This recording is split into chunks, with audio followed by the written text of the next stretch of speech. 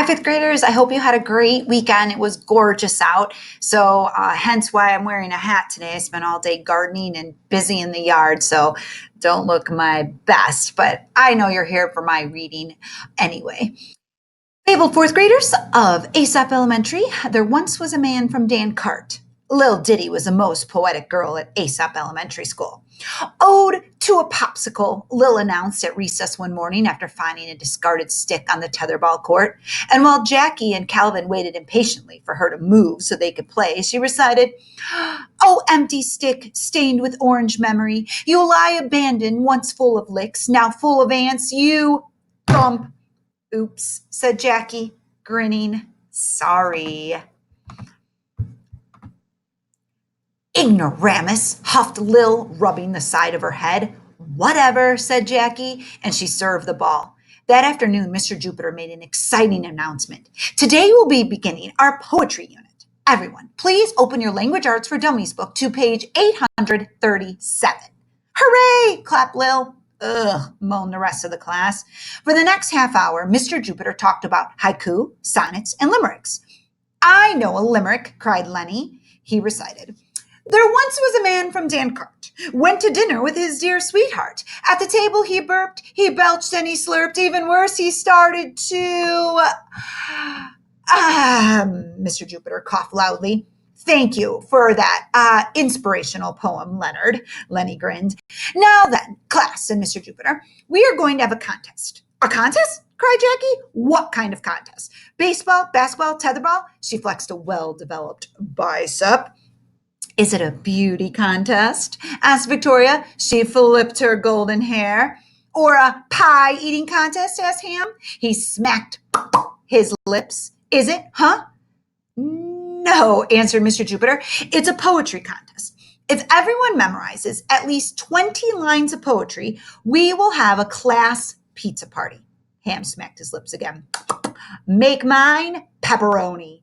Mr. Jupiter laughed. "You know, when I taught at the Botswana Middle School, my students' favorite topping was ostrich and mushroom. But," he shook his head, "I digress. Oh, what was I talking about?" "Poetry," said Bernadette. "And pizza," added Ham. "Right," said Mr. Jupiter. "Everyone has a chance to win pizza, but the student who memorizes the most lines of poetry wins." He held up a book. This. In the front row, Lil squealed, "Ah, it's Emily Dickinson, the complete works of Emily Dickinson." "Emily who?" asked Rose. "You know," said Lil. "I'm nobody. Who are you? Are you nobody too?" "I'm somebody," said Rose. "Speak for yourself." "Actually," said Mr. Jupiter, "Lil was reciting a poem written by Emily Dickinson, the world's greatest poet," Lil gushed. Jackie's hand shot into the air. "Mr. Jupiter," she said, "this contest isn't fair." "Why not?" asked Mr. Jupiter. "Because Lil already knows lots of poems. She has an advantage." But, sorry, technical difficulties. 1 second, please. There we go. "But when we run relays or play kickball, you have the advantage," Mr. Jupiter pointed out. "That's different," said Jackie. How?" asked Mr. Jupiter. Before Jackie could answer, Miss Turner stuck her curly blonde head into the classroom. "Curly? Blonde?" The fourth graders gasped. Miss Turner had gotten a new hairdo, and "She looks fabulous," said Victoria under her breath. "Mr. Jupiter, may I speak with you in the hall for a moment?" Miss Turner asked in a breathy voice. "But of course," replied Mr. Jupiter. He stepped out into the hallway. The moment he was gone, Lil turned around in her seat. She stuck out her tongue at Jackie. "You're just mad because you know I'm going to win," she said, "and you can't stand to lose anything, not even a poetry contest." Jackie felt her cheeks turning hot. "Who cares about winning a poetry contest anyway?" she asked. "Poetry's stupid." "Maybe it's not poetry that's stupid," Lil shot back. "Ooh," whistled Emberly. "That stings." Jackie's cheeks burned. "Ignoramus," hissed Lil. "Come on, Jackie," urged Bernadette. "You can let little Miss Sonnet get away with that." Jackie's cheeks were positively on fire. "You might be able to dribble a ball," Lil went on, "but you can't memorize a ballad." Jackie erupted. Yes, I can. She pointed her finger at Lil. I challenge you to a race, a poetry race.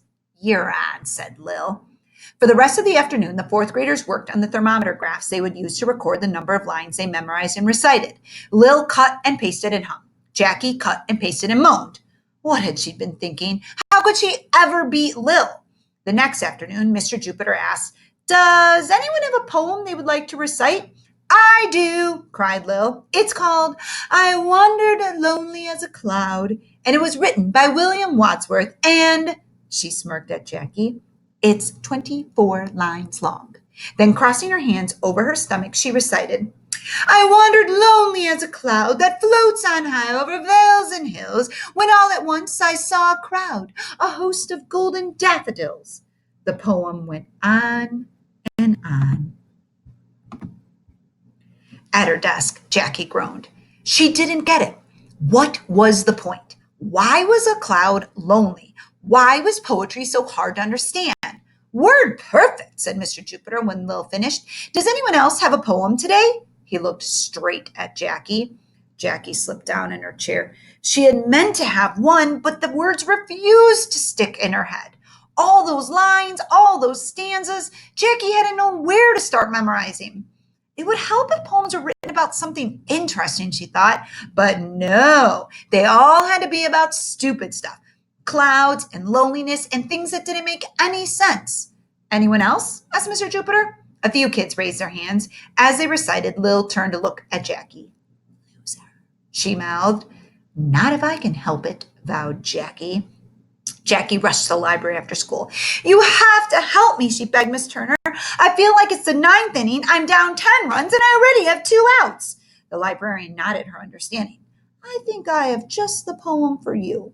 Pulling a thick book off the shelf, she opened it to the last page. Jackie looked at the poem and gasped, It must be 50 lines long.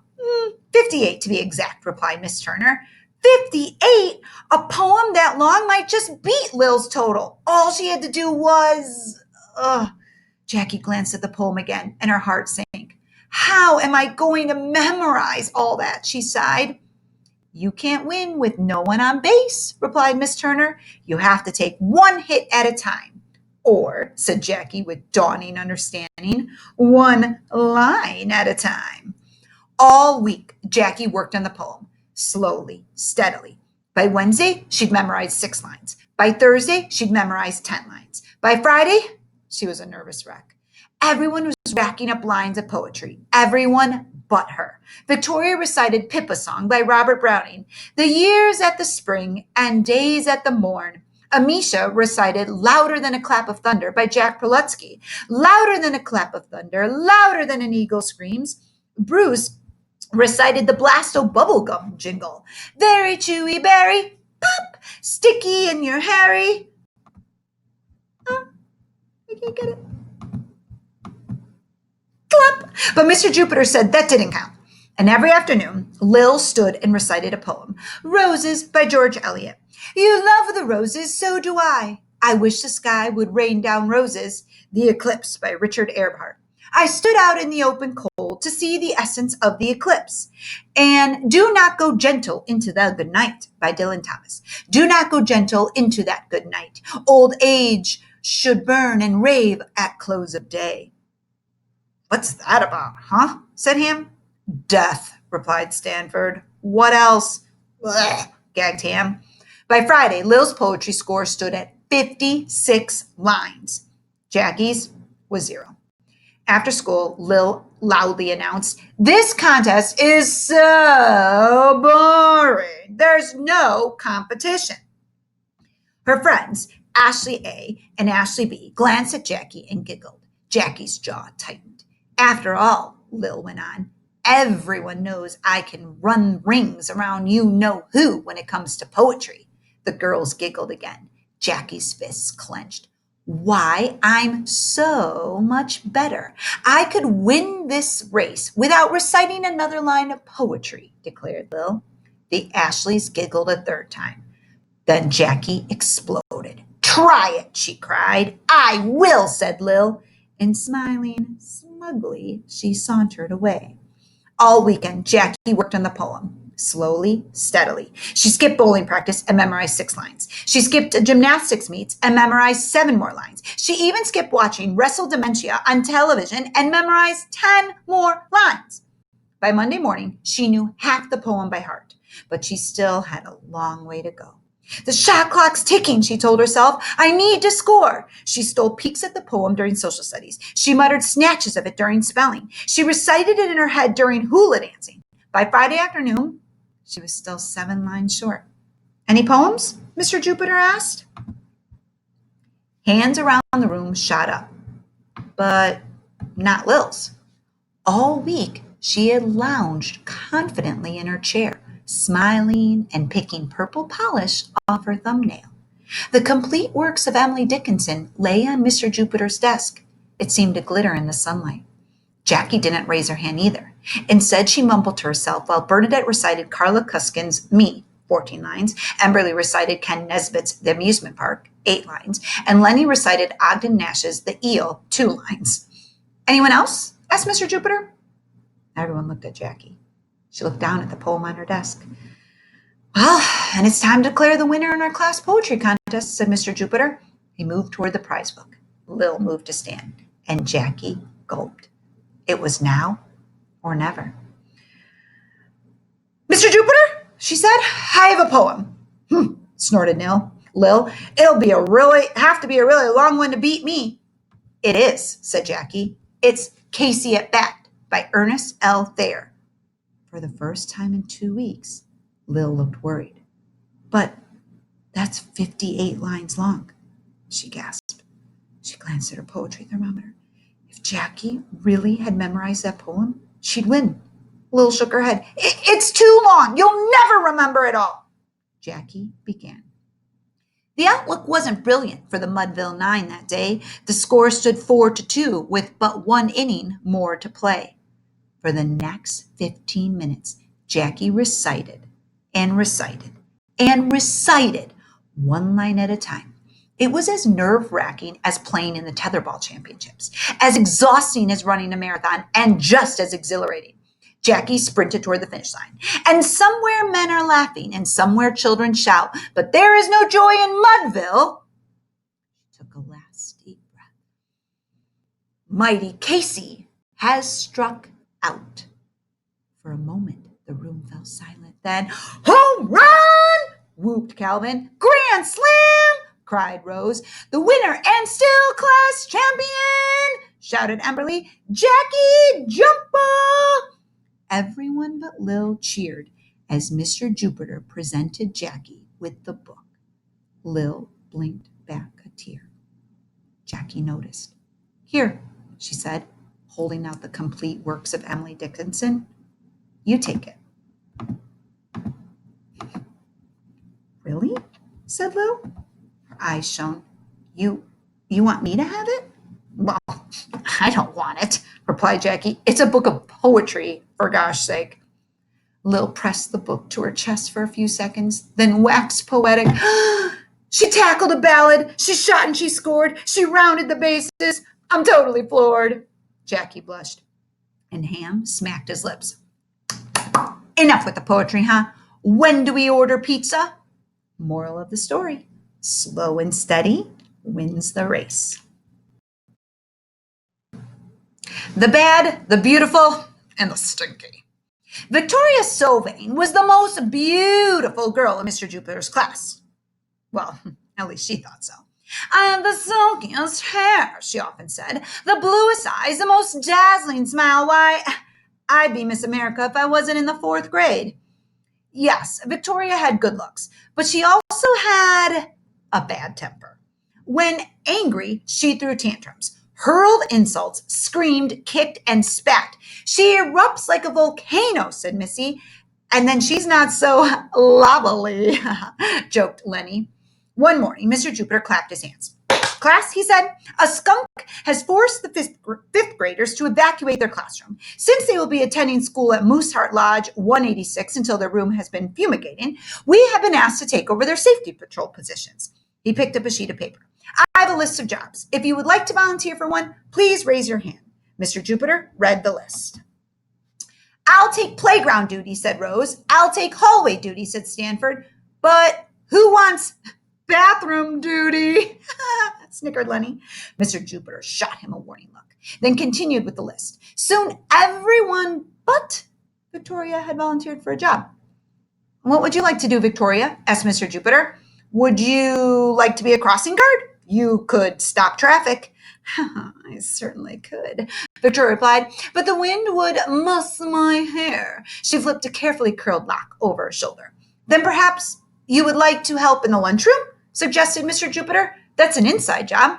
Victoria cringed. Ugh, and scrape trays? I'd ruin my manicure. She blew on her perfectly sculpted nails, then buffed them on her sleeve of her blue satin blouse. Perhaps, said Mr. Jupiter, you would like to be the kindergarten monitor? Then the little ones line up inside where the wind won't blow your hair, and since there aren't any lunch trays to scrape, your nails will remain impeccable. What do you say? Will I get to wear one of those orange safety patrol vests? She asked. Orange sets off the highlights in my hair. Mr. Jupiter thought a moment. Those vests are usually reserved for the crossing guards, but I suppose we can arrange something. Then I'll do it, said Victoria. By the end of her first week, Victoria knew kindergarten patrol had been the right choice. Not only were the kindergartners easy to boss, but they showered her with tokens of their affection. Animal crackers, crayon drawings, fistfuls of dandelions. Even better, they complimented her all the time. I like your skirt, one of them would say with a shy smile, or I think you're nice, or best of all, you're so pretty. Then Victoria would bend down so the adoring tots could give her a hug, a quick one that wouldn't wrinkle her outfit. Kindergartners, Victoria told Bernadette, are very honest. One day, Victoria hurried to kindergarten patrol. She was wearing a pair of sparkly new unicorn earrings that complemented her creamy complexion and brightened her eyes. But when she leaned down so little ones could get a better look, Mikey pinched his nose. Ick! He squealed. Your breath is stinky. Stinky like my dog Mose. He licks his butt. Butt breath, giggled Emily, who was in line behind him. Victoria's got butt breath. Butt breath. The other kindergartners repeated like parrots. Butt breath, butt breath. Victoria felt herself steaming. Butt breath, boiling. Butt breath. The bell rang. Victoria stormed down the hallway and into the school office. Is my breath bad? She demanded. She huffed a big puff at Mrs. Struggles. The principal staggered backward, knocking into a parent volunteer carrying a tray of cupcakes. Chocolate sprinkles flew everywhere. Your breath is so bad, it deserves 5 days detention, gasped Mrs. Struggles. Victoria clenched her fists. No, it's not. It's not, she yelled. She raged into the nurse's office. Is my breath bad? She demanded. She huffed a big huff at Nurse Betadine. Nurse Betadine squashed a surgical mask over her nose. Oh, that's sick, she gagged. You should go home for the day. Let me call your mother. Victoria raised her fists above her head. Why won't anyone tell me the truth? She shrieked. She roared into the library. Is my breath bad? She demanded. She huffed a big puff at Miss Turner. The mascara on Miss Turner's false eyelashes melted and her hair uncurled. Your breath is not pretty, she croaked. Not pretty? Screamed Victoria. Me? Not pretty? She pounded the air with her fist, stomped her feet, and hurled herself down the hall into the 4th grade classroom. She's blown her top, shouted Amisha as Victoria banged doors and kicked over chairs. Victoria, Mr. Jupiter said firmly, stop this behavior at once.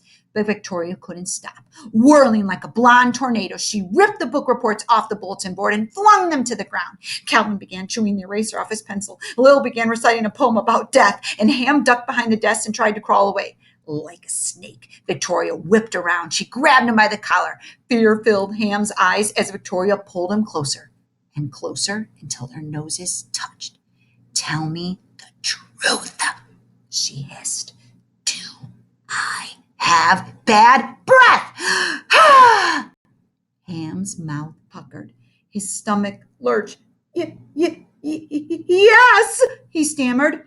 Why is everyone lying? Shrieked Victoria.